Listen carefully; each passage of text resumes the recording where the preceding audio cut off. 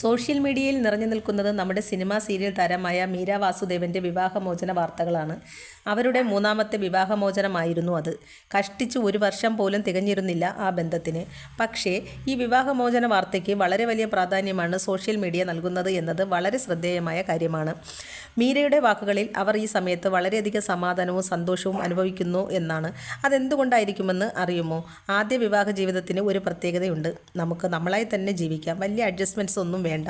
പക്ഷേ രണ്ടാം വിവാഹം എത്തുമ്പോൾ കുറച്ച് അഡ്ജസ്റ്റ്മെൻറ്റ്സ് വേണ്ടിവരും. നമുക്ക് പൂർണ്ണമായും നമ്മളായി ജീവിക്കാൻ ചിലപ്പോൾ കഴിഞ്ഞു എന്നും വരില്ല. കാരണം രണ്ടാമത്തെ വിവാഹം കൂടി പരാജയപ്പെട്ടാൽ ഉണ്ടായേക്കാവുന്ന മാനഹാനിയെ പേടിച്ചാണ്.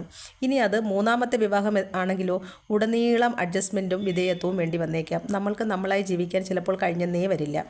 പരാജയപ്പെട്ടു പോകുമോ എന്ന ഭയവും മാനസിക സമ്മർദ്ദവും വേറെയും. ഈ അവസ്ഥയിലൂടെ ആയിരിക്കാം മീര വാസുദേവനും കടന്നു പോയിട്ടുണ്ടാവുക. അതുകൊണ്ടായിരിക്കാം അവർ വിവാഹമോചനത്തിന് ശേഷം സന്തോഷവും സമാധാനവും അനുഭവിക്കുന്നുണ്ട് എന്ന് പറഞ്ഞത്. 40 വയസ്സ് കഴിഞ്ഞ ഒരു സ്ത്രീ അവരുടെ പങ്കാളിയിൽ നിന്നും ആഗ്രഹിക്കുന്നത് സ്നേഹവും പരിഗണനയും സുരക്ഷിതത്വവുമാണ്.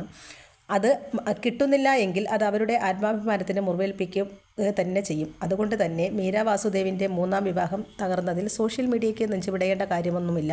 അവർ വളരെ സന്തോഷവതി തന്നെയാണ്.